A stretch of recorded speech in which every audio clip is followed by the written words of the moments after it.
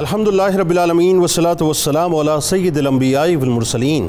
اللہم صلی علی سیدنا و مولانا محمد وعلی آلہ واصحابہ وبارک وسلم وصلی علیہ۔ دنیا کے تمام دیکھنے والوں کو، تمام چاہنے والوں کو، تمام پیار کرنے والوں کو، اور جہاں جہاں تک اس وقت میری آواز کو سنا اور مجھے دیکھا جا رہا ہے، جنید اقبال کی جانب سے انتہائی محبت کے ساتھ السلام علیکم۔ ایک بار پھر ناظرین، آپ کو پرنور صبح میں صبح نور کے ساتھ میں دل کی عطا گہرائیوں سے خوش آمدید کہتا ہوں، اور آئیے بلا توقف چلیں حضرت ابو انیس محمد برکت علی علیہ رحمہ کی تالیف اسماء النبی کریم صلی اللہ علیہ وآلہ وسلم سے رسول اللہ صلی اللہ علیہ وآلہ وسلم کا ایک اسم مبارک پڑھنے اور سننے کی سعادت حاصل کرتے ہیں۔ سیدنا خاتم النبیین صلی اللہ علیہ وآلہ وسلم، ہمارے سردار، سلسلہ نبوت کو ختم فرمانے والے، درود و سلام بھیجے اللہ آپ صلی اللہ علیہ وآلہ وسلم پر، آپ صلی اللہ علیہ وآلہ وسلم کے آل پاک پر اور صحابہ کرام رضوان اللہ تعالیٰ علیہم اجمعین پر۔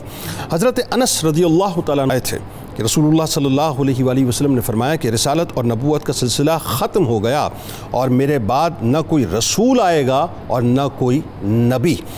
جناب، آج بہت ہی اہم ترین پروگرام ہے صاحب۔ میں اگر یہ کہوں کہ میرے آپ کے ایمان سے متعلق پروگرام ہے تو یہ غلط نہ ہوگا۔ ایک بات ناظرین کیٹیگوریکل ذہن میں رکھیے کہ جو تحفظ عقیدہ ختم نبوت کا معاملہ ہے اور جو تحفظ قرآن کا معاملہ ہے، اس کا تعلق میرے آپ کے ایمان کے ساتھ ہے، براہ راست تعلق ہے، اور اس میں بھی کوئی دوسری رائے نہیں ہے کہ مسلمان کتنا ہی گناہ گار ہو جائے، یہ جو ریڈ لائن ہے نا تحفظ ختم نبوت کی اور تحفظ ناموس قرآن کی، اس کو کبھی بھی جو ہے وہ کسی کو بھی کسی بھی صورت میں پار کرنے نہیں دے سکتا۔ آپ جانتے ہیں کہ جو یہ قادیانی کمیونٹی ہے یہ ڈکلیئرڈ غیر مسلم ہیں پاکستان میں، ظاہر ہے آئین پاکستان بھی یہ کہتا ہے، اور اس پہ بڑی ایک طویل جد و جہد مسلمانوں کی رہی ہے، کئی ایک قربانیاں پیش کی ہیں، اور اس کے بعد آپ کو پتہ ہے کہ 1974 کی اسمبلی نے باقاعدہ ایک آئین میں جو ہے وہ اپنا شک ڈال کے ان کو ڈکلیئرڈ غیر مسلم قرار دے دیا۔ اب اس میں ظاہر ہے کوئی دوسری رائے نہیں، اور اس کے لیے بھی سرٹن باؤنڈریز بھی ان کے لیے طے کر دی گئی ہیں کہ انہوں نے پاکستان میں اگر رہنا ہے تو ان کے بنیادی حقوق کیا ہیں،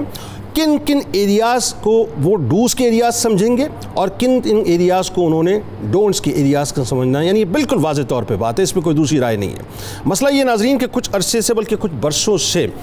پاکستان کے اندر کچھ ایسے فتنے جنم لے چکے ہیں کہ جس پر گفتگو کرنا اور ریاست کا اس پر متحرک ہونا بہت ضروری ہے، اور اس میں ایک فتنہ یہ ہے کہ اب تحریف شدہ قرآن پاک جسے تفسیر صغیر کا نام دیا جاتا ہے، اس کا باقاعدہ پرچار بھی کیا جا رہا ہے، اس کی ترویج بھی کی جا رہی ہے، اور ایک بیک گراؤنڈ ہے اس کا، ظاہر 2018 سے سلسلہ شروع ہوا، میں اس ڈیٹیل میں نہیں جاتا، لیکن حالیہ آپ کو پتہ ہے کہ ایک فیصلہ سپریم کورٹ کی طرف سے آیا ہے، اس فیصلے کے کچھ سیناپسز میں آپ کے سامنے رکھنا چاہتا ہوں تاکہ آپ کو پتہ چلے کہ یہ معاملہ کس طرح کا اور کتنا سنگین اور کتنا حساس معاملہ ہے۔ سپریم کورٹ میں مقدمے کی سماعت ہوتی ہے صاحب، اور یہ مقدمہ ایک پورا لوپ ہے اس کا جو 2018 سے حسن معاویہ نے اس کو شروع کیا تھا، اور یہ جب سپریم کورٹ میں پہنچتا ہے تو 6 فروری کو ایک فیصلہ دیا جاتا ہے، 6 فروری کو اس مقدمے کی سماعت ہوتی ہے، اور 6 فروری کو جو ہے باقاعدہ 2 رکنی بینچ ایک فیصلہ دیتا ہے۔ اس کے سیناپسس ذرا سن لیجئے کہ ملزم کے خلاف 6 دسمبر 2022 کو ضلع چنیوٹ کے تھانہ چناب نگر میں 3 الزامات پر مشتمل مقدمہ درج کیا گیا۔ پنجاب مقدس قرآن ایکٹ 2011 کے سیکشن 7 اور 9 کے الزامات عائد کیے گئے۔ پاکستان پینل کوڈ کے سیکشن 295B اور 298C کی دفعات بھی مقدمے میں لگائی گئیں۔ مقدمے کے مطابق ملزم تفسیر صغیر نامی ایک کتاب تقسیم کر رہا تھا۔ FIR کے مطابق ملزم 2019 میں بھی ایسا عمل کر چکا ہے۔ ہم نے وکلاء کی مدد سے ملزم پر لگنے والے الزامات پر چارجز کا جائزہ لیا، یعنی یہ سپریم کورٹ بنیادی طور پر اپنا ورڈکٹ دے رہا ہے۔ آگے سپریم کورٹ کہتا ہے کہ آئین پاکستان کے سیکشن 12(1) کے مطابق کسی کو ایسے جرم پر سزا نہیں دی جا سکتی جس کا قانون بعد میں بنایا گیا ہو۔ 2019 میں اس کتاب کی تقسیم کوئی جرم ہی نہیں تھا، یعنی وہ قرآن پاک کا جو تحریف شدہ ترجمہ ہے اس کے بارے میں بات ہو رہی ہے کہ کوئی جرم نہ تھا، اس لیے اس پر چارج نہیں کیا جا سکتا۔ مدعی مقدمہ کے وکیل نے FIR تو پڑھی لیکن 298C اور 295B کے حوالے سے یعنی اس میں جو ہے وہ کچھ بھی نہیں بتایا گیا۔ چالان میں بھی 298C اور 295B کے حوالے سے کچھ نہیں کہا گیا۔ ملزم پر 24 جون 2023 میں 298C اور 295B چارج فریم کیا گیا۔ ملزم پر 298B اور 295C کا چارج پینل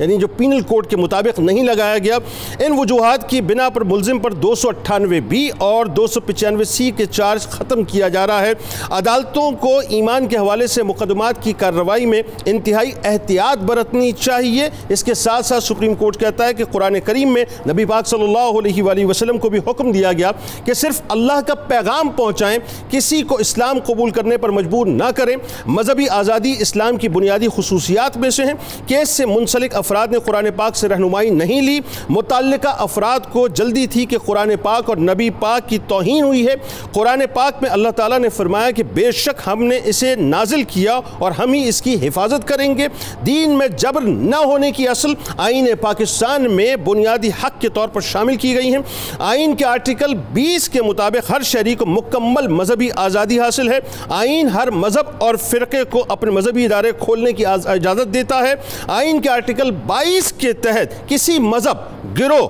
یا فرقے کو مذہبی تعلیم اور اپنے قائم کردہ اداروں میں نصاب رائج کرنے سے نہیں روکا جا سکتا۔ آگے کورٹ یہ کہتی ہے کہ آئین میں دیے گئے بنیادی حقوق سے روگردانی نہیں کی جا سکتی۔ متعلقہ حکام اگر قرآن پاک سے رہنمائی لیتے شاید مقدمہ ہی درج نہ ہوتا۔ عدالت نے مقدمے سے قرآن پاک اور قادیانیت کی ترویج کی دفعات حذف کرنے کا حکم دیا، یعنی 295B اور 298C جو ہے، اور پنجاب مقدس قرآن ایکٹ 2011 کے سیکشن 7 اور 9 کو حذف کر دیا گیا۔ ملزم مبارک ثانی کو 7 جنوری 2023 کو گرفتار کیا گیا تھا۔ عدالت کی ملزم مبارک احمد ثانی کو 5000 روپے کا ذاتی ضمانتی مچلکہ جمع کرانے کی ہدایت تھی، اور ظاہر ہے اس کے بعد ناظرین ایک تفصیل موجود ہے، ایک تفصیل ہے اس مقدمے کی۔ آج بنیادی طور پہ ہم بات یہ کرنا چاہ رہے ہیں کہ جو تحفظ عقیدہ ختم نبوت ہے اور تحفظ قرآن کا معاملہ ہے، اس کو ایک پاکستانی مسلمان کو کیسے دیکھنا چاہیے اور ریاست پاکستان کو کیسے دیکھنا چاہیے۔ ہمارے ساتھ اس وقت 4 شخصیات موجود ہیں، ان کسی تعارف کے محتاج نہیں۔ پہلی شخصیت ممتاز عالم دین جناب پروفیسر محمد سعید احمد خان صاحب تشریف فرما ہیں۔ دوسری شخصیت آپ ریٹائرڈ جسٹس ہیں، ممتاز قانوندان ہیں، جناب جسٹس ریٹائرڈ نذیر اختر میاں صاحب ہمارے ساتھ تشریف فرما ہیں۔ تیسری شخصیت سینئر صحافی ہیں اور یقیناً 92 نیوز کا بہت بڑا حوالہ ہے، محترم جناب ارشاد احمد عارف صاحب ہمارے ساتھ موجود ہیں۔ اور چوتھی شخصیت کراچی اسٹوڈیو سے ہمارے ساتھ موجود ہیں، ممتاز عالم دین جناب مفتی ارشاد حسین سعیدی صاحب۔ چاروں اب آپ کو السلام علیکم، خوش آمدید۔ سب سے پہلے آپ سے ذرا آغاز کر لیتے ہیں پروفیسر صاحب، یہ بتائیے کہ جو عقیدہ ختم نبوت کی ہم بات کرتے ہیں، قرآن اور احادیث اس حوالے سے کیا کہتی ہیں؟ کیونکہ ظاہر ہے یہ ایک ایسی ریڈ لائن ہے جس ریڈ لائن کو کراس کرنے کی اجازت دنیا کا گناہگار ترین بھی اگر مسلمان ہوگا تو وہ کسی صورت دے نہیں سکتا۔ فرمائیے۔ حامداً و مصلیاً و مسلما اللہم صلی علی محمد وعلی آل محمد وبارک وسلم۔ بہت شکریہ محترم جنید اقبال صاحب۔ قرآن و سنت کی روشنی میں اگر ہم عقیدہ ختم نبوت پر نگاہ ڈالیں تو وہ اتنی صراحت کے ساتھ ہمارے سامنے موجود ہے کہ اس کو سمجھنے میں کسی لمبی چوڑی فلسفہ دانی کی ضرورت ہی نہیں ہے۔ قرآن حکیم نے 2 ٹوک الفاظ میں اعلان کیا کہ تم تمام امتوں میں جو گزر چکی ان میں بہتر ہو۔ یہ نہیں کہا کہ تمہارے بعد بھی کوئی امت آئے گی۔ قرآن کریم نے نبی اکرم رحمت عالم صلی اللہ علیہ وسلم کے لیے اعلان کیا کہ وما ارسلناک الا کافۃ للناس بشیرا ونذیرا، ہم نے آپ کو تمام بنی نوع انسان کے لیے، جتنی بھی دنیایں آئیں گی، جتنے بھی لوگ دنیا میں آئیں گے، ان سب کے لیے بشیر و نذیر بنا کر بھیجا ہے۔ اور پھر واضح طور پر اعلان کر دیا کہ ما کان محمد ابا احد من رجالکم ولکن رسول اللہ و خاتم النبیین۔ اب خاتم النبیین کی جو تشریح پیغمبر رحمت صلی اللہ علیہ وسلم نے اپنی زبان اقدس سے امت کو عطا کی، اس سے ہٹ کر اس کی جو کوئی بھی ترکیب بدلے گا، جو کوئی بھی تفسیر کرے گا، جو کوئی بھی معنی اس کا اور لائے گا، اس کے خلاف امت مسلمہ کے ایک ایک فرد کو اس طرح ڈٹ کر میدان میں کھڑا ہونا ہے کہ اس کے لیے اولاد کی جان کی، وطن کی، کسی چیز کی پرواہ نہیں ہے، یہاں تک کہ صدیق اکبر رضی اللہ تعالیٰ عنہ نے تو اس کے لیے بوڑھوں کو بھی حکم دیا کہ کوئی بوڑھا بھی گھر میں نہ بیٹھے، بچے بھی اس میں شامل ہوں اس عقیدے کے تحفظ کے لیے۔ پھر نبی اکرم رحمت عالم صلی اللہ علیہ وسلم نے ختم نبوت پر ڈاکہ ڈالنے والے کے لیے کذاب کا لفظ استعمال کیا، مسلمہ کذاب۔ جب وہ جھوٹا ہے تو اس کے بعد قیامت تک جو شخص بھی اس لائن میں قدم رکھے گا اور ان حدود کو توڑے گا، اس کے لیے کذاب اور ملعون کے علاوہ کوئی لفظ یہ بھی نہیں دیتا کہ مسلمان کی زبان سے نکلے۔ نبی رحمت صلی اللہ تعالیٰ علیہ وسلم نے کتنی مرتبہ اس لفظ کو ہمارے سامنے رکھا کہ جب بھی آپ صلی اللہ علیہ وسلم کی زبان اقدس پر یہ لفظ آیا کہ انا خاتم النبیین، تو آپ نے اپنی زبان اطہر سے اس کی تعبیر بھی بتا دی کہ لا نبی بعدی، میرے بعد کوئی نبی نہیں ہے۔ یہاں تک کہ جب حضرت علی کرم اللہ وجہہ کو غزوہ تبوک کے موقع پر مدینہ منورہ میں رکھنے پر آپ نے ارشاد فرمایا تو انہیں گزرا کہ میں اپنی جرأت و بہادری کے جوہر کیا وہاں نہیں دکھا سکوں گا، تو سرور دو جہاں صلی اللہ علیہ وسلم نے انہیں یہ اعزاز بخشا کہ اے علی کرم اللہ وجہہ، کیا تم اس بات پر راضی نہیں ہو کہ تمہاری میرے ساتھ وہ حیثیت ہو جو موسیٰ علیہ السلام کے ساتھ ہارون کی تھی؟ اگر بات آپ اتنی ختم کر دیتے تو یہ فتنہ زوروں پر ہوتا، لیکن آپ صلی اللہ علیہ وسلم نے اس کے ساتھ بھی یہ فرما دیا کہ لا نبی بعدی، میرے بعد اور کوئی نبی نہیں ہے۔ اگر فاروق اعظم رضی اللہ عنہ کے لیے آپ کی زبان اقدس سے یہ کلمات نکلے کہ لو کان بعدی نبی لکان عمر، کہ میرے بعد اگر کوئی نبی ہوتا تو وہ عمر ہوتے، لیکن لا نبی بعدی، جب نبی اکرم رحمت عالم صلی اللہ علیہ وسلم نے اپنی زبان اقدس سے لا نبی بعدی فرما کر ان لوگوں کو جو اس وقت کلمہ بھی پڑھتے تھے، مسلمانوں کے اندر شامل بھی تھے، ان کے خلاف صدیق اکبر رضی اللہ عنہ جس طرح صفارہ ہوئے، اس نے قیامت تک آنے والے اہل ایمان پر یہ لازم کر دیا ہے کہ جہاں کہیں بھی عقیدہ ختم نبوت پر ڈاکہ پڑنے کا شبہ بھی ہو تو پوری قوت کے ساتھ، پورے وسائل کے ساتھ، پوری ہمت کے ساتھ تم نے میدان میں نکل کر اس کی سرکوبی کرنا ہے، اس کو کسی نام سے بھی زندہ رہنے کا حق آپ نے نہیں دینا۔ کیٹیگوریکل یہ بات سمجھ آ گئی، بالکل ٹھیک، اس میں کوئی دوسری رائے ہو نہیں سکتی۔ جسٹس صاحب، اب آئیے ذرا میں آپ کے سامنے آئین کے آرٹیکل 20 کو رکھتا ہوں، جس کے مطابق ہر شہری کو مکمل مذہبی آزادی حاصل ہے، اور ظاہر ہے آئین جو ہے وہ ہر مذہب اور فرقے کو اپنے جو مذہبی ادارے یا مذہبی جو رسومات ہیں اس کو کھولنے اور ادا کرنے کا جو ہے وہ باقاعدہ اجازت دیتا ہے۔ پھر آئین کے آرٹیکل 22 کے تحت جو ہے کسی مذہب، گروہ یا فرقے کو مذہبی تعلیم یا اپنے قائم کردہ اداروں میں نصاب رائج کرنے سے کوئی نہیں روک سکتا۔ یہ میں آئین کو اس لیے کوٹ کر رہا ہوں کہ آئینی کی روشنی میں آپ بتائیے کہ قادیانیوں کو مذہبی حوالے سے کس حد تک آزادی دی گئی ہے؟ بسم اللہ الرحمن الرحیم، اللہم صلی علی سیدنا محمد وعلی آل سیدنا محمد مبارک وسلم۔ دیکھیے، ابھی آپ نے جو ججمنٹ کا بھی ایک حوالہ دیا ہے، سپریم کورٹ نے حال ہی میں پاس کی ہے، اس میں تاثر یہ ملتا ہے کہ ان کو مکمل آزادی ہے۔ آرٹیکل 20 کو پڑھیں تب بھی یہ لگتا ہے۔ یہ سوال ایک بار پہلے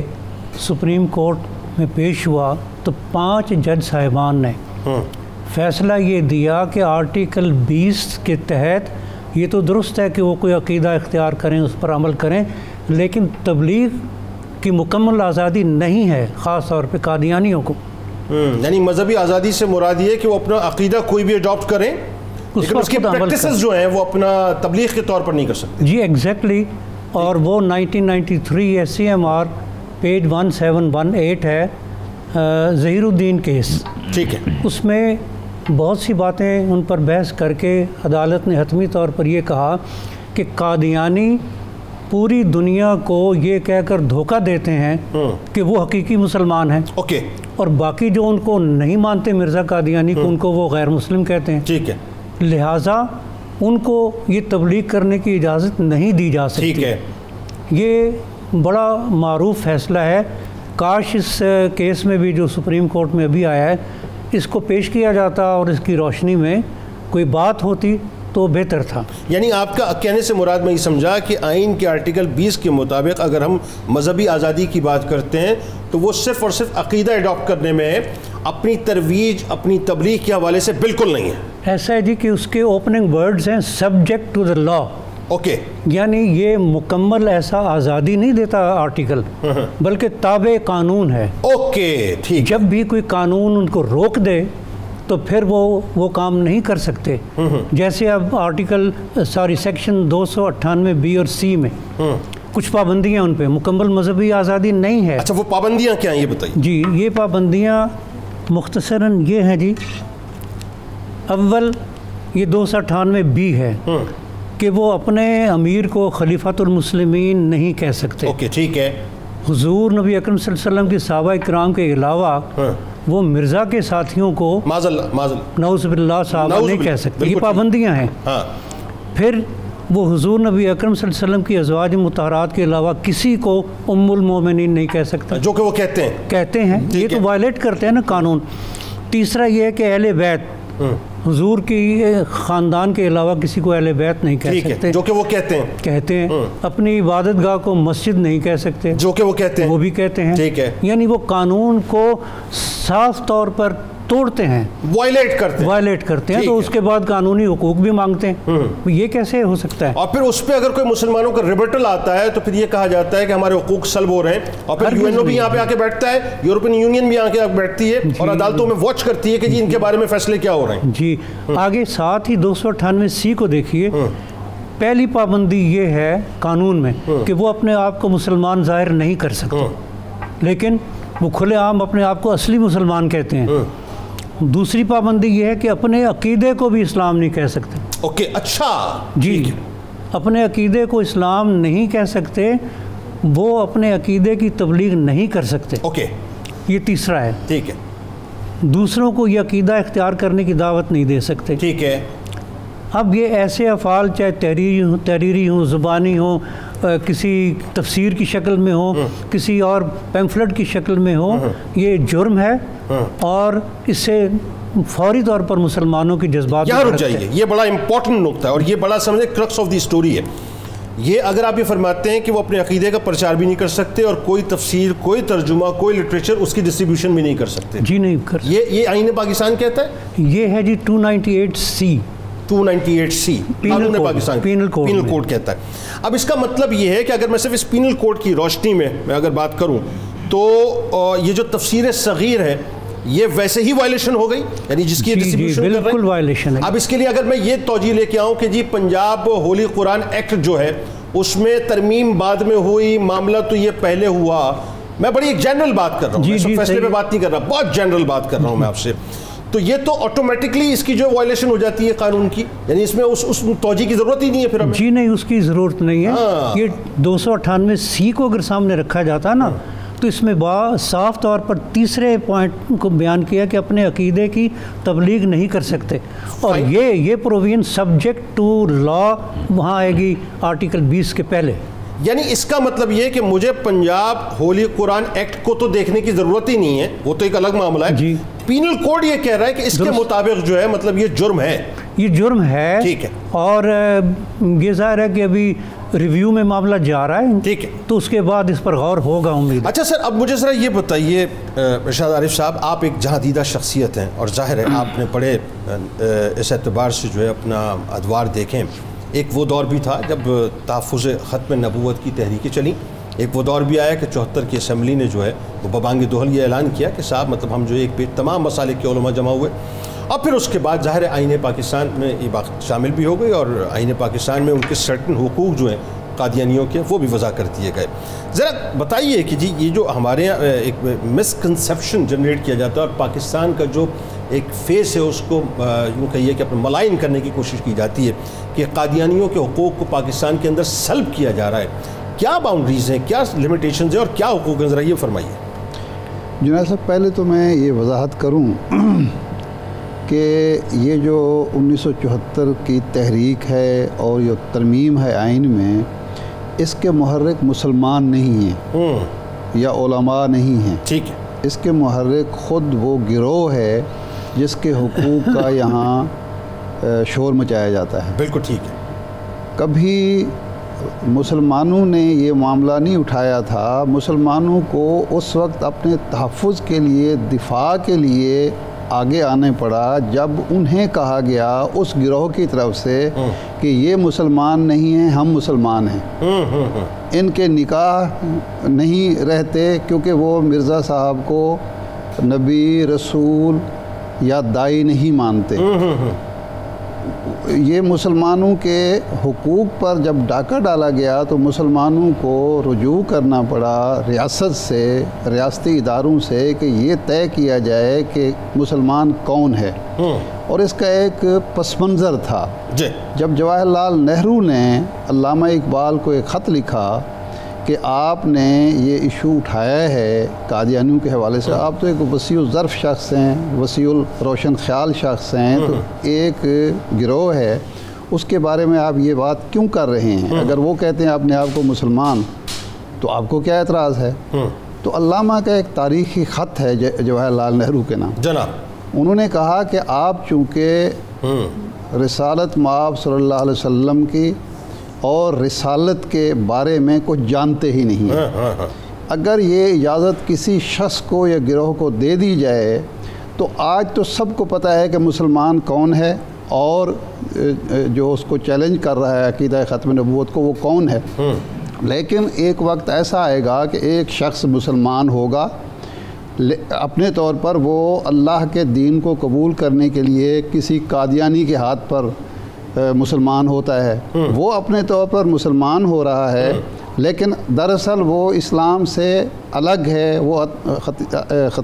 عقیدہ ختم نبوت کی نفی کر رہا ہے۔ سب سے بڑا ڈیزاسٹر یہ جو ڈیزاسٹر ہوگا۔ اور قرآن مجید نے جو اصول بیان کیا کہ حق کو اور باطل کو مکس نہ کرو، یہ ایک حق اور باطل ایسے مکس ہوں گے کہ پھر پتہ ہی نہیں چلے گا کہ مسلمان، حقیقی مسلمان کون ہے اور دوسرا اسلام کا نام لے کر مسلمانوں کو یا لوگوں کو گمراہ کرنے والا کون ہے۔ تو اس لیے یہ ضروری ہے وضاحت کہ جی عقیدہ ختم نبوت کے بغیر کوئی شخص مسلمان نہیں ہو سکتا۔ تو 74 کی اسمبلی میں جب یہ امت کی یعنی پاکستان کی اکثریت نے یہ فیصلہ کیا اپنے حقوق کے تحفظ کے لیے، اپنے حقوق کا تحفظ کرتے ہوئے دوسروں کے حقوق کو تعین بھی کر دیا، تو اس کو وائلیٹ کرنے والا شخص جو ہے یا گروہ جو ہے، جو نہ آئین کو مانتا ہے، نہ قانون کو مانتا ہے، نہ اکثریت کے حقوق کو مانتا ہے، اس کو یہ حق دینا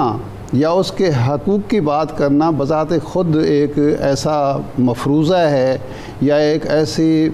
گمراہ کن تعبیر ہے جس کی وجہ سے آپ اکثریت کے حقوق کو تلف کر کے، ضائع کر کے ایک ایسی اقلیت کے حقوق کا تحفظ کرنا چاہتے ہیں جو نہ ریاست کی وفادار ہے، نہ ریاست کے آئین کے وفادار ہے اور نہ قوانین پر عمل درآمد کرنے کے لیے تیار ہے۔ ایک گروہ جو پاکستان کے آئین کو نہیں مانتا، قانون کو نہیں مانتا، اکثریت کے عقیدے کی نفی کرتا ہے، اکثریت کے مذہبی حقوق پر ڈاکہ ڈالتا ہے، اس کے حق کے تحفظ کے لیے جو بھی بات ہوگی وہ جائز نہیں ہوگی، درست نہیں ہوگی، اور یہ ہے بنیادی ایشو۔ اچھا، اس پہ میں ارشاد صاحب آپ کے پاس جب اگلے اسپیل میں آؤں گا نا تو ایک بڑا اہم سوال مجھے آپ سے کرنا ہے، اور وہ سوال آپ ہی کی بات سے بھی میرے سامنے آ رہا ہے کہ ریاست کے کردار پہ میں آپ سے بات کروں، اور اس وقت بہت ضروری ہو گیا کہ ریاست اپنا کردار اس حوالے سے ادا کرے۔ مفتی ارشاد صاحب ذرا یہ بتلائیے کہ جب ہم بات کرتے ہیں ظاہر ہے آئین پاکستان کی اور آئین پاکستان کی حدود میں رہنے کی، دیکھیں نا، میں الحمدللہ مسلمان ہوں اور میں اس بات کا دعوے دار ہوں کہ میں سرکار علیہ السلام کے غلاموں در غلاموں در غلاموں در غلاموں در غلاموں اور پھر ان جیسے جو غلام ہیں ان کی کہیں جوتیوں کو سیدھی کرتا ہوا جو ہے وہ ختم نبوت کے کسی یوں سمجھ لیجئے کہ سپاہی کے کسی جگہ پہ میں پیچھے کہیں کھڑا ہوں تو میرے لیے تو بخشش کا سامان یہی ہے صاحب۔ جب مجھ جیسا آدمی یہ سمجھتا ہے صاحب کہ آئین پاکستان کی ڈومین جو ہے وہ ان کے حقوق تو دیتی ہے لیکن ان کو بھی وائلیٹ نہیں کرنا چاہیے، اور جب میں ان کو روکتا ہوں یا منع کرتا ہوں، قادیانیوں کی میں بات کر رہا ہوں، تو کہا یہ جاتا ہے کہ ہم ان پہ جبر کر رہے ہیں، اور پھر دلیل یہ پیش کی جاتی ہے کہ لا اکراہ فی الدین، یعنی دین میں کسی قسم کا کوئی جبر نہیں ہے۔ تو ذرا مجھے بتائیے صاحب ہم نے کہاں جبر کیا ہے قادیانیوں کے اوپر، یا کہاں ان سے یہ کہا ہے کہ جی تم جو ہے کلمہ پڑھ لو؟ ہم تو دعا کر رہے ہیں کہ اللہ تعالیٰ ان کو ہدایت دے دے، اور بہت سے لوگ پلٹے بھی ہیں. ذرا فرمائیے اس حوالے سے. جی بہت شکریہ جنید بھائی، اور اہم سوال ہے اس حوالے سے. دیکھیے اگر ہم جبر کو ڈیفائن کرنا چاہیں یا اس کے حقیقی مفہوم کو سمجھنا چاہیں تو ایک دوسرا لفظ ساتھ رکھ لیں اس کے تقابل کے لیے، کمپیریزن کے لیے. ایک لفظ ہوتا ہے پابندی اور ایک لفظ ہے جبر. جبر کو صاف ظاہر ہے کہ ہر حال میں منفی سینس کے اندر استعمال کیا جاتا ہے، مگر ایٹ دی سیم ٹائم ہمارے لیے بحیثیت انسان بھی، بحیثیت مسلمان بھی، بحیثیت پاکستانی بھی جو پابندیاں عائد ہوتی ہیں قانونی طور پر، شرعی طور پر، اخلاقی طور پر، کیا ان پابندیوں کو بھی جبر ہی کا عنوان دیا جانا چاہیے یا جبر ہی کا عنوان دیا جائے گا؟ تو اس کا یقیناً ہر صاحب عقل سلیم کی طرف سے یہی جواب آئے گا کہ ایسا نہیں ہے. یہ جو قرآن مجید کی آیات مبارکہ ہے جس میں اللہ رب العزت نے ارشاد فرمایا لا اکراہ فی الدین، دین کے اندر کوئی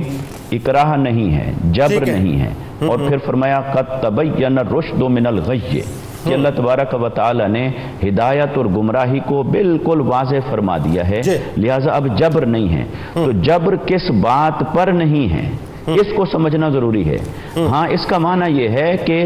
جبر اس بات پر نہیں ہے کہ کسی کو جبرن کلمہ پڑھایا جائے، کسی کو جبرن مسلمان کیا جائے، کسی کو جبرن دین میں داخل کیا جائے. لہٰذا دین میں داخل کرنے کے لیے جبر نہیں کیا جا سکتا، کسی کو کلمہ پڑھنے پڑھانے کے لیے جبر نہیں کیا جا سکتا. لیکن جب کسی نے کلمہ پڑھ لیا ہے، دین میں داخل ہو گیا ہے، تو اب اس کے اوپر کچھ پابندیاں تو عائد ہوں گی. اچھا قطع کلام کی معذرت، ایک سوال اس میں ساتھ ہی ایڈریس کر لیجئے. کیا آپ نے کوئی ایسا کیس پاکستان کے اندر دیکھا، یا جو بزرگ یہاں پر تشریف فرمائے ارشاد عارف صاحب بہت سینئر ترین صحافی ہیں، پوری عمر گزاری ہے، کوئی ایسا کیس دیکھا کہ جس میں کسی مسلمان نے پاکستان میں کسی قادیانی کو جبرن مسلمان کیا ہو؟ نہیں، ہرگز نہیں. اور کسی قادیانی کو اور دوسرے مذاہب کے جو لوگ رہتے ہیں ان میں سے بھی کسی کو جبرن مسلمان نہیں کیا گیا. اور جنید بھائی اس میں ذرا آپ گہرائی میں اتریں تو جبرن جب کسی کو کلمہ پڑھایا جائے گا تو خود اسلام اپنی تعلیمات کے مطابق یہ ڈیفائن کرتا ہے کہ وہ تو مسلمان ہو ہی نہیں سکتا، کیونکہ مسلمان ہونے کے لیے دو چیزیں ضروری ہیں. ایک ہے اقرار باللسان و تصدیق بالقلب، زبان کا اقرار ہوتا ہے اور دل کی تصدیق ہوتی ہے. تو جب ہم یہ سمجھتے ہیں کہ دل کی تصدیق کے بغیر کوئی مسلمان ہو ہی نہیں سکتا تو ہم جبرن کسی سے اقرار، زبانی اقرار کیسے کروا سکتے ہیں؟ وہ تو ہم سمجھتے ہیں کہ وہ جبرن اقرار کر بھی لے تو مسلمان نہیں ہے، تو پھر کوئی مسلمان کیسے کسی کو جبرن دین میں داخل کر سکتا ہے؟ تو میں یہ ڈیفائن کر رہا تھا کہ جبر کو اور اس اکراہ کو سمجھنا، اس کا محل کیا ہے، اس کی اپلیکیشن کہاں پر ہے، اس کی امپلیمنٹیشن کہاں پر ہے، اس کو مکس اپ نہیں کیا جا سکتا. غلط مباحث کے ذریعے سے کسی کو ڈیفینڈ نہیں کیا جا سکتا، یا غلط تعویل اور تشریح کے ذریعے سے کسی کو ایک محفوظ راستہ نہیں دیا جا سکتا ہے. لہٰذا ہمیں آنکھیں کھلی رکھنی ہیں. اب جبر کے حوالے سے میں یہ مثال عرض کر رہا تھا کہ مثال کے طور پر ایک آدمی نے اپنی آزاد رائے سے، آزاد مرضی سے اسلام کو قبول کر لیا. اب اسلام کو قبول کرنے کے بعد وہ کہے کہ میرے اوپر 5 نمازوں کی پابندی نہیں ہونی چاہیے، یہ جبر ہے. وہ کہے مجھے رمضان المبارک میں روزے رکھنے کے لیے یہ پابندی نہیں ہونی چاہیے، یہ معاذ اللہ جبر ہے. اور اگر وہ کسی کرائم کا ارتکاب کرتا ہے تو وہ کہے کہ مجھے سزا نہیں دی جانی چاہیے اسلامی اصولوں کے مطابق، کہ کہیں یہ جبر میں نہ آئے. تو صاف ظاہر ہے کہ ہر صاحب عقل اس بات کو سمجھتا ہے کہ جبر آپ پر نہیں تھا کہ آپ دین میں داخل ہوں. اب دین میں داخل ہو گئے، اب جو دین کی تعلیمات ہیں ان کو آپ نے اڈاپٹ کرنا ہے. اور سر ایک اور بات، اس کی ایک اپوزٹ اپروچ بھی لیجئے نا، اس پہ بھی ذرا بات کیجئے آپ کہ قادیانیوں کی ہم اسپیسیفک بات کر رہے ہیں. تو اگر مثال کے طور پہ قادیانی اپنی ڈومین سے باہر نکلتے ہیں، اپنے آربٹ سے باہر نکلتے ہیں، یا اس جورسڈکشن سے باہر نکلتے ہیں جو کہ آئین پاکستان نے طے کیے. میں اس وقت آئین پاکستان کے کانٹیکسٹ میں بات کر رہا ہوں کیونکہ بہت سے لوگ ظاہر ہے قرآن و حدیث کو معاذ اللہ نہیں مانتے، ان کی بدنصیبی ہے. تو صرف آئین پاکستان کی ہم بات کر لیتے ہیں کہ آئین پاکستان، جیسا کہ پینل کوڈ کا بھی حوالہ دیا جیسے صاحب نے، تو جو کنڈکٹ طے کر دیا آئین نے اور قانون نے، اگر وہ اس سے باہر نکلتے ہیں اور ریاست پاکستان یا مثال کے طور پہ ایک مسلمان یا کوئی گروہ جو ہے وہ اس بات پہ ان کو لانے کی کوشش کرتا ہے یا ان کو بتاتا ہے کہ صاحب یہ آپ کی ڈومین نہیں، آپ باہر نکل رہے ہیں، تو کیا وہ بھی جبر ہوگا؟ جی ہرگز جبر نہیں ہوگا. جب کوئی شخص بھی اپنی ڈومین سے باہر نکل رہا ہے تو اس کو ڈومین میں لانے کے لیے جو کوئی آواز بلند کرے گا تو وہ آواز تو اسلام کے مطابق ہے, وہ آواز تو آئین پاکستان کے مطابق ہے. اور یہاں پر جیسے محترم ارشاد عارف صاحب نے خوبصورت بات کی کہ اگر اکثریت کو یہ حق نہیں دیا جا سکتا کہ اقلیت کے حقوق پر ڈاکہ ڈالیں یا اس کو غصب کریں, اس کو تلف کریں, تو کیا کسی اقلیت کو یہ حق دیا جا سکتا ہے کہ وہ کسی اکثریت کے حقوق کو غصب کرے یا وہ آئین کو پامال کرے؟ اور جو باؤنڈری اس کے لیے ڈیفائن کی گئی ہے, کیا اسے مدر پدر آزادی دی جا سکتی ہے کہ وہ جو چاہے کرے اور محض اپنے اقلیت ہونے کا فائدہ اٹھائے؟ تو اس کا جواب ہے ہرگز نہیں. اچھا مسئلہ تو یہی ہے نا کہ وہ اپنے آپ کو اقلیت ماننے کو تیار ہے, غیر مسلم ماننے کو تیار ہے, اسلام کی پابندیوں کے دائرے میں رہنا بھی لازم ہے. بالکل ٹھیک, اس پہ گفتگو کرتے ہیں. پرابلم کہ وہ اپنے آپ کو غیر مسلم بھی ماننے کو تیار نہیں. لیکن ایک بات ناظرین جو بڑی اہم ترین ہے, آج چونکہ موضوع ہم عقیدہ تحفظ ختم نبوت اور تحفظ قرآن لیے بیٹھے ہیں, تو تحفظ قرآن کا جو معاملہ ہے یہ بڑا اہم ترین معاملہ. اب اس پہ اگر مثال کے طور پہ یہ دلیل پیش کی جائے کہ صاحب اس کتاب کی حفاظت کا وعدہ تو اللہ تعالیٰ نے کیا ہے, لہٰذا اللہ کو اپنا کام کرنے دیجیے, آپ کو کیا پرابلم ہے؟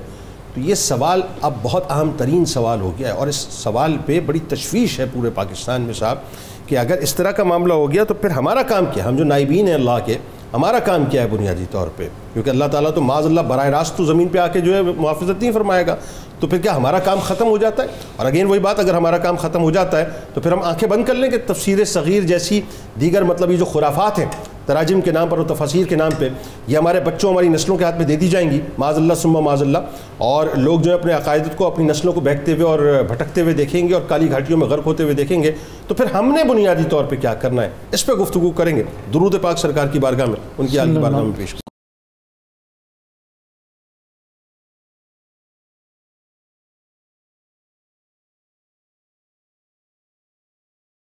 جناب ایک بار پھر میں آپ کو خوش آمدید کہتا ہوں, اور آج ناظرین انتہائی اہم ترین موضوع میرے آپ کے ایمان سے متعلق, یعنی تحفظ عقیدہ ختم نبوت اور تحفظ قرآن پہ ہم بات کر رہے ہیں. ظاہر اس وقت آپ کو پتہ ہے کہ جس طرح سے پوری دنیا میں فساد بپا ہے, انفارمیشن کی دنیا ہے, آپ موبائل فون اٹھاتے ہیں صاحب, آپ کسی بھی سائٹ پہ چلے جاتے ہیں, پرابلم یہ ہے کہ لوگ کراس چیک بھی نہیں کرتے. آپ سوچئے صاحب کہ ایسی ایسی سائٹس ہیں کہ جہاں پر ایسا فتنہ و فساد انفارمیشن کے نام کے اوپر موجود ہے, یعنی احادیث میں تحریف کی جا رہی ہیں, قرآن پاک میں تحریف کی جا رہی ہیں. بہت مشکل ہے اپنے آپ کو سنبھالنا اور بچانا. اب بات یہ ہے کہ جب ہم پاکستان کی بات کرتے ہیں تو پاکستان میں تو بدرجہ اولا ہمیں اس بات پہ کراس چیک اس لیے رکھنا ہے کہ خدا نخواستہ ہماری نسلیں جو ہیں وہ بہک نہ جائیں. اب ذرا یہ بتلائیے پروفیسر صاحب, جو بڑی ایک اہم ترین بات ہے, اور اس بات پہ میں چونکہ رک کے اس لیے بات کرنا چاہ رہا ہوں, اگرچہ یہ کام صرف اللہ ہی کا ہے تو آج سے میں اس پین کو لینا چھوڑ دوں, میرا رب اپنے کلام کی خود حفاظت کرے گا کہ جس کا وعدہ اللہ تعالیٰ نے خود کیا ہے. لیکن سوال یہ پیدا ہوتا ہے پھر میرا کام کیا ہے, مجھے ذرا یہ ڈیفائن آپ نے کرنا ہے, اور اگر میرا یہ کام ہے تو پھر میں نے اس کام کو انجام کیسے دینا ہے, وہ ذرا بتائیے. جنید صاحب, رب العالمین فرماتا ہے کہ وہ مدبر کائنات ہے. ٹھیک, یدبر الامر, امر کی تدبیر کرتا ہے. اب زندگی اور موت وہی دیتا ہے, لیکن موت کے لیے بھی فرشتہ مقرر ہے, زندگی کے لیے بھی فرشتہ مقرر ہے. بالکل ٹھیک. اسی طرح جب اللہ رب العزت نے قرآن پاک کے متعلق قرآن میں یہ فرما دیا کہ انا نحن نزلنا الذکر و انا لہ لحافظون, کہ ہم نے اتارا ہے, ہم ہی اس کے محافظ ہیں, یا فرمایا کہ انا علینا جمعہ و قرآنہ, اس کو جمع رکھنا, اس کو پڑھنا ہمارے ذمہ ہے. اس ذمے کو اللہ رب العزت نے کس طرح پورا کیا؟ اپنے پیارے بندوں کی بدولت. سارے کام اس نے دنیا کے اندر اپنے بندوں کے ذمہ دیے ہیں, اور چونکہ طاقت اسی کی عطا کردہ ہے, رہنمائی وہی فرماتا ہے, اس لیے وہ منسوب اللہ کی طرف ہی ہوگا. اب ہم قرآن کریم کے تحفظ کی جانب جب آئیں تو حیرت کی بات یہاں پر یہ ہے کہ یہ کام بھی عقیدہ تحفظ ختم نبوت کے سلسلے میں وجود پذیر ہوا. اللہ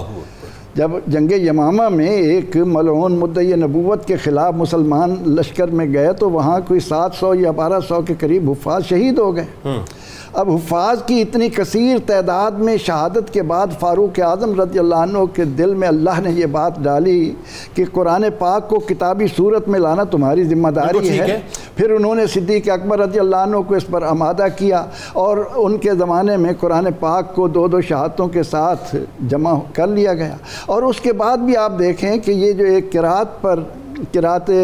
قریش پر جمع ہوا ہے، جی اس کا بھی اللہ ہی محافظ ہے۔ اور وہ کس طرح کہ غزوہ حدیبیہ میں، صلح حدیبیہ کے موقع پر جب حضور سید عالم صلی اللہ علیہ وسلم نے درخت کے نیچے بیعت کی تو آپ نے اپنے ہاتھ کو فرمایا کہ یہ میرے عثمان کا ہاتھ ہے۔ اللہ اکبر۔ آپ نے اپنے ہاتھ کو جب سیدنا عثمان رضی اللہ عنہ کا ہاتھ قرار دیا تو اللہ رب العزت نے آیہ کریمہ اتاری کہ ید اللہ فوق ایدیہم، اللہ اکبر، ان پر اللہ کا ہاتھ ہے۔ تو اس ہاتھ کو جسے اللہ نے اپنا ہاتھ قرار دیا تھا، اس ہاتھ نے قرآن کریم کو اجتماعی طور پر ایک قرات پر جمع کر کے امت مسلمہ کو اللہ سر یہ بڑا اہم نقطہ آپ نے اٹھایا، اس پہ ذرا اور بات کریں اور کھولیں اس بات کو۔ میں اس بات کو اس طرح سے سمجھ رہا ہوں کہ امیر المومنین حضرت عثمان بن عفان رضی اللہ تعالیٰ عنہ جب اس معاملے کی سینسٹیوٹی کو سمجھ رہے ہیں کہ جی اگر ایک قرات نہیں ہوگی تو امت منتشر ہو جائے گی، دیگر جتنے بھی مطلب اپنا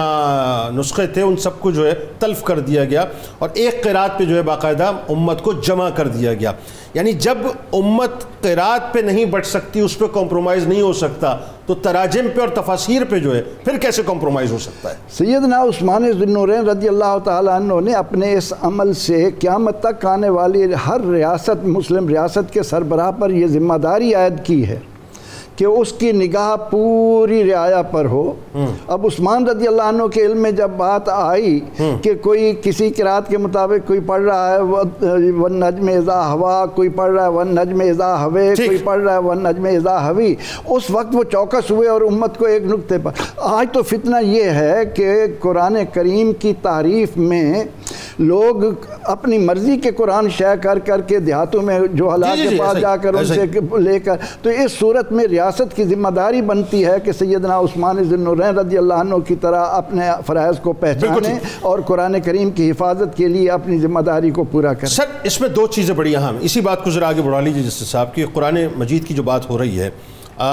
یعنی یہ بات طے ہو گئی کہ اللہ تبارک و تعالیٰ نے جو محافظت کا وعدہ فرمایا ہے، کردار بنیادی طور پہ اس کے نائبین کو ہی ادا کرنا ہے محافظت کا، اس میں تو یہ طے ہو گئی نا بات، اس میں تو کوئی دوسری رائے نہیں ہے۔ اچھا اب آئیے ذرا اس طرف کی اتنا بڑا معاملہ ہے کہ یہ باقاعدہ میکانزم کے تحت جو ہے نا، یہ خاص طور پہ جو تفسیر صغیر کی میں بات کر رہا ہوں یا اس طرح کی جتنے بھی ان کے لٹریچرز ہیں، اس پہ منظم انداز سے کام ہو رہا ہے۔ آپ جانتے ہیں ظاہر آپ انٹرنیٹ پہ چلے جائیے، آپ کو چیزیں نظر آ رہی ہوتی ہیں، لیکن اب تو باقاعدہ اس کی کاپیز کالجز میں، یونیورسٹیز میں جو ہے یا اسٹوڈنٹس کی سطح پہ، نوجوانوں کی سطح پہ باقاعدہ تقسیم کی جاتی ہیں۔ میرا سوال آپ سے یہ ہے کہ ان کا یہ جو لٹریچر جس کو آپ نے پینل کوڈ کی روشنی میں بتلایا کہ صاحب اجازت نہیں ہے، قانوناً اجازت نہیں ہے، تو پھر ہم کہاں پہ، کیا ہم بالکل خاموش ہیں یا ہماری آنکھیں بند ہیں، یا مطلب اس پہ جو ہے مطلب ہم مختلف رائے کا شکار ہو گئے؟ مسئلہ کیا ہوا ہے کہ کھل کے جو اپنا لٹریچر اس کا پرچار کر رہے ہیں؟ بسم اللہ الرحمن الرحیم۔ اصل بات یہ ہوئی کہ پاکستان کے اندر قادیانیوں نے ایک منظم طریقے پر رفتہ رفتہ اداروں میں گھس کر اقتدار حاصل کر لیا۔ ٹھیک، تو ریاست کو جو ذمہ داری پوری کرنی چاہیے تھی ایک مسلمان ریاست کو، وہ مؤثر طور پر ذمہ داری پوری نہیں کی گئی، جس کا نتیجہ یہ ہوا کہ صرف ایک یہ تفسیر صغیر نہیں، کم و بیش 15 ان کی ایسی تفاسیر ہیں جو انتہائی گمراہ کن، مرزا قادیانی سے لے کر ان کی ایک کفیلہ خانم خاتون ہے، اس کی تفسیر مناہر القرآن، اللہ، یہ 15 کے قریب 15 کے قریب تفاسیر، 15 کے قریب ساری گمراہ کن ہیں، اور ان کے اندر اس طرح معانی کو توڑ موڑ کر پیش کیا ہے جیسے آخرت کا معنی آخری وحی کیا گیا ہے۔ اچھا، جو مرزا پہ نازل ہوئی، یہی مرزا نے خود کہا ہے کہ وَبِالْآخِرَةِ هُمْ يُوقِنُونَ سے مراد یہ ہے کہ وہ آخری وحی جو مجھ پر نازل ہوئی اس پر ایمان رکھتے ہیں۔ اور پتہ نہیں وہ قادیان میں آخری نبی کیا اس طرح سے آگے، وہ بھی تو کچھ ہے نا اس طرح کا۔ جی یہ ہے کہ سچا خدا وہی ہے جس نے قادیان میں اپنا نبی نازل، قریب قادیان کے قریب۔ اسی طرح وہ خاتم النبیین کا معنی دیتے ہیں حامل مہر ختم نبوت، معذل کہ وہ مہر لگائیں گے تو نبی بنے گا، معذل تو یہ ہے گمراہی. اور انہوں نے تقریباً 55 زبانوں میں تراجم یہ گمراہ کن اپنی تفاسیر کے کرا کے پوری دنیا میں پھیلا دی ہیں. اصل میں ان کا مؤثر جواب دینا چاہیے تھا اور پاکستان کو سرکاری سطح پر علماء کے سپرد یہ کام کرنا چاہیے تھا کہ ان کا جواب لکھیں اور لوگوں کو باہر بھی بتائیں. سر ایک عام آدمی، میں ایک سوال آپ سے، آپ بزرگ ہیں، ظاہر ہے آپ کا ایک ایکسپیرینس ہے، آپ نے تو ختم نبوت کی محافظت کے لیے پوری زندگی گزار دی ہے. مجھے بتائیے کہ کیا آپ نہیں سمجھتے کہ اس وقت قوم کو اویئرنس دینے کی ضرورت ہے اس حوالے سے کہ ایسا کوئی بھی فتنہ جو لٹریچر کی صورت میں آپ کے سامنے آئے اس سے اپنے آپ کو بچائیں، اپنی نسلوں کو بچائیں؟ ہمیں تو یہ پتہ ہی نہیں ہے صاحب کہ 15 تفاسیر جو ہیں ان کی مارکیٹ کے اندر موجود. جی ہاں، بلکہ علماء کے پاس لے جائیں. جی بتائیے. جی اس کا یقیناً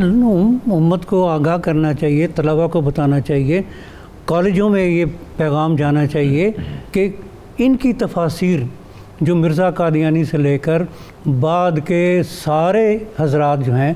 وہ اپنے گمراہ کن عقیدے اور کفر کو پھیلا رہے ہیں، ان سے بچنا چاہیے ورنہ آخرت برباد ہوگی. دنیا میں تو خیر جنہوں نے مفاد پائے سو پائے، کوئی گرین کارڈ پہ چلا گیا، کوئی اور مفادات لے کے جرمنی چلا گیا،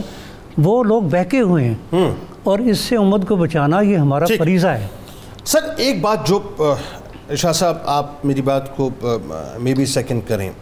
ایسا لگتا ہے کہ ہم کچھ خوف میں بھی مبتلا ہیں قادیانیوں سے.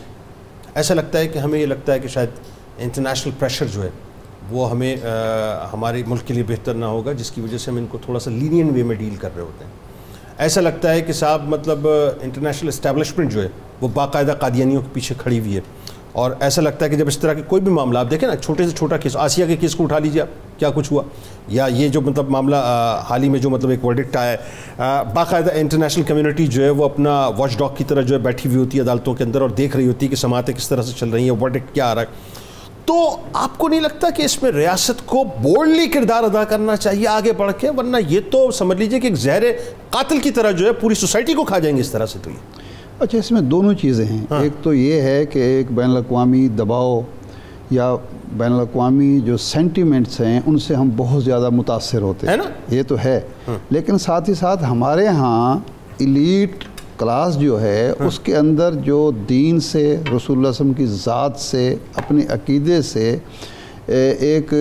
قربت نہیں رہی، میں لفظ استعمال کروں گا، یا حساسیت نہیں رہی. صحیح فرما رہے ہیں. یہ بھی ایک ایلیمنٹ ہے. یہ حساسیت کا ورڈ آپ نے بہت صحیح یوز کیا. مثال کے طور پر دفعہ 144 کی خلاف ورزی جو ہے وہ تو ناقابل برداشت ہے ریاست کے لیے، ریاستی اداروں کے لیے، لیکن آئین کی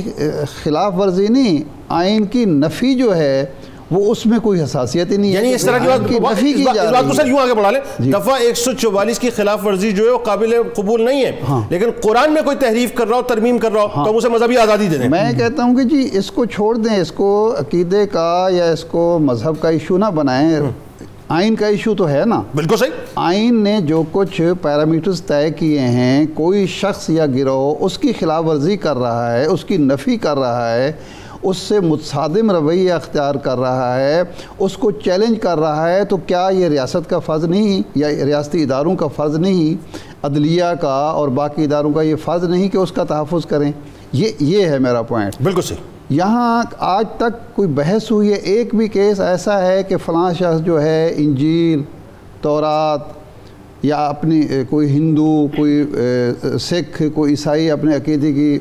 تبلیغ کر رہا ہے اور کسی نے اعتراض کیا ہو؟ نہیں کیا. اس لیے کہ وہ اپنے سب کو پتہ ہے کہ وہ اپنے عقیدے کی تبلیغ کر رہا ہے، اپنے عقیدے پر عمل کر رہا ہے، ہمارے عقیدے پر حملہ نہیں کر رہا. اختلاف تو ہمارا ہے. بہت اچھی بات آپ کر رہے ہیں. ٹھیک ہے نا جی. قادیانی ہمارے عقیدوں پہ ہمارے عقیدے پر حملہ کر رہے ہیں، ہمارے حقوق کو تلف کر رہے ہیں. کوئی ریاست جو ہے کسی شخص کو یہ اجازت نہیں دیتی کہ وہ آئین کو بھی نہ مانے، قانون کو بھی نہ مانے، اکثریت کے حقوق کو تلف کرے اور پھر حقوق کا مطالبہ بھی کرے. تو یہ بنیادی تضاد ہے جس کا احساس یا جس کی حساسیت ہمارے کچھ لوگوں میں، کچھ اداروں میں موجود نہیں ہے. یہ بنیاد یہاں سے خرابی پیدا ہوتی ہے. ایک بات. دوسری بات یہ ہے کہ یہ جو انٹرنیشنل کمیونٹی کی آپ بات کر رہے ہیں، کیا کوئی شخص ایسا ہی ایک گروہ فرانس میں فرانس کے قوانین کی خلاف ورزی کر کے وہاں باہر رہ سکتا ہے؟ نو وے، جیل سے باہر رہ سکتا ہے؟ نو وے۔ امریکہ میں ایسا ہو سکتا ہے جہاں سب سے زیادہ آزادیوں کی سرزمین تو امریکہ کو سوال ہی نہیں ہے، لگ پتہ جاتا ہے، وہاں آپ کر کے دکھائیں۔ لگ پتہ جاتا ہے۔ پاکستان ایک ایسے یتیم و یسیر ریاست ہے جہاں آپ آئین کو نہ مانیں تب بھی کوئی پوچھنے والا نہیں ہے، قوانین کو نہ مانیں تب بھی سارے جو جبر ہے وہ اکثریت کے لیے، اقلیت کے لیے کچھ نہیں ہے۔ بالکل یہ ایک بنیادی تضاد ہے جس کی وجہ سے ساری خرابیاں پیدا اچھا، یہ بات میں نے اس لیے کی ہے آپ سے، اسی بات کو آگے بڑھا لیتے ہیں مفتی ارشاد صاحب۔ یہ بات میں نے اس لیے کی ہے، آپ ایک مقولہ بہت مشہور ہوا صاحب کہ جب فیصلے عدالتوں میں نہیں ہوتے تو پھر فیصلے چوراہوں پر ہوا کرتے ہیں، سڑکوں پر ہوا کرتے ہیں۔ آپ کو یاد ہے کہ میں ابھی اس ڈیٹیل میں نہیں جاتا، ممتاز قادری کا کیس آپ کو یاد ہے، اس طرح کے بہت سے کیسز کے اندر جو ہے یہ مثالیں دی گئیں۔ پرابلم یہ ہے کہ ریاست جب اپنا رول ادا نہیں کرے گی، جب عدالتیں اپنا رول صحیح طور سے ادا نہیں کریں گی، جب جن کی طرف ہم دیکھ رہے ہیں جب وہ رول اپنا پلے نہیں کریں گے، تو آپ کو پتہ ہے کہ ایک عام آدمی کے سامنے خدا نہ خواستہ خاکم بدین اس طرح کی تفاسیر اگر آئیں گی جس کے اندر گستاخی مطلب رسول ہو یا اللہ کی گستاخی، اللہ کی شان میں گستاخی ہو، یا جھوٹے مطلب مدعی نبوت کے بارے میں جو مطلب باتیں ہو، اور یا اور مختلف تحریف موجود ہوں، اہل بیت کہا جائے معاذ اللہ، اپنے گھر والوں کو، صحابہ کہا جائے اپنے جو کمپینینز کو، تو پھر ایک عام آدمی تو پھر ظاہر مشتعل ہوگا، پھر فیصلے کہیں اور ہوں گے۔ تو اس سلسلے میں آپ کیا کہیں گے صاحب کہ بیسکلی حکومتوں کو یا ریاست کو بنیادی طور پہ کیا کرنا چاہیے؟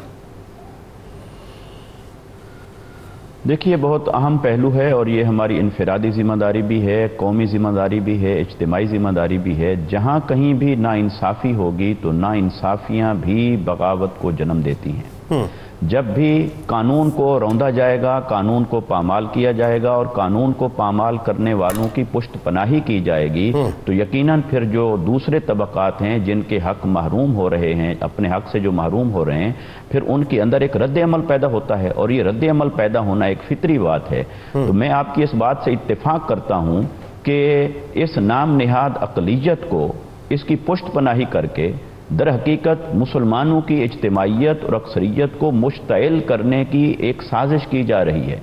اور اس کے پیچھے بھی ایک ایجنڈا ہے کہ مسلمانوں کو بدنام کیا جا سکے، اسلام کو معاذ اللہ بدنام کیا جا سکے کہ یہ دیکھیے کہ یہ دہشت گرد ہیں، یہ متشدد ہیں، یہ انتہا پسند ہیں، ان کے اندر قوت برداشت نہیں ہے، یہ دوسرے کے وجود کو تسلیم نہیں کرتے۔ یہ جتنے اس قسم کے جتنے الزامات ہیں یا فلسفے جتنے گھڑے جاتے ہیں، اگر وہ اس وقت تک ان کے اندر کوئی حیثیت اور حقیقت نہیں باقی رہتی جب تک اس کے اسباب کا سدباب نہ کیا جائے، اس کے جو وجوہات ہیں، اس کا جو پس منظر ہے۔ تو لہٰذا اس میں یہ بات بالکل بجا ہے کہ جب قادیانی اپنے آپ کو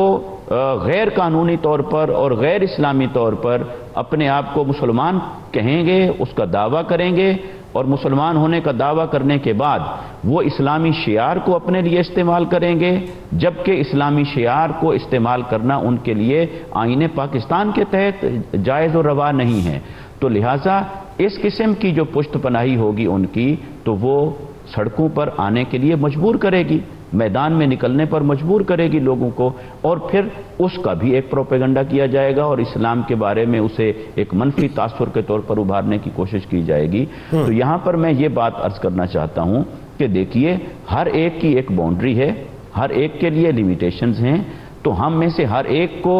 ہر گروہ کو، ہر طبقے کو اس آئین کی پاسداری اور اس پابندی کی پاسداری کرنا لازم ہے اور اس دائرے کے اندر رہنا لازم ہے۔ اگر ایسا نہیں ہوگا تو پھر تو یہ جنگل کا معاشرہ بن جائے گا، پھر جس کی لاٹھی اس کی بھینس والا معاملہ ہو جائے گا۔ تو لہٰذا یہاں پر لازم ہے کہ آئین پاکستان کی پاسداری بھی کروائی جائے، اور پھر یہ جو لٹریچر، جس قسم کے لٹریچر کو مذہبی آزادی کے نام پر جسٹیفائی کیا جا رہا ہے، اگر ان کے لٹریچر کو دیکھ لیا جائے، وقت کے دامن میں گنجائش کم ہے ورنہ میں کچھ مثالیں پیش کرتا، ان کے لٹریچر کے اندر جو ہے وہ تو لٹریچر خرافات سے بھرا ہوا ہے، وہ لغویات سے بھرا ہوا ہے، وہ اسلام کی اہانت اور توہین سے بھرا ہوا ہے، وہ صحابہ کرام اور اسلام کی مقدس ہستیاں اہل بیت اطہار امہات المومنین، وہ ان کی توہین اور تو کیسے ایک مسلم ریاست کے اندر ایک مسلمان معاشرے؟ بہت شکریہ مفتی صاحب، بہت شکریہ، آپ نے بالکل درست 100% بات کی، اس میں کوئی دوسری رائے نہیں ہے۔ اور میرا خیال ہے اس معاملے پہ جیسا کہ ارشاد عارف صاحب بھی فرما رہے تھے، اور میں اس بات پہ یہاں پہ آ کے اس نوٹ پہ بات کو ختم کرنا چاہوں گا کہ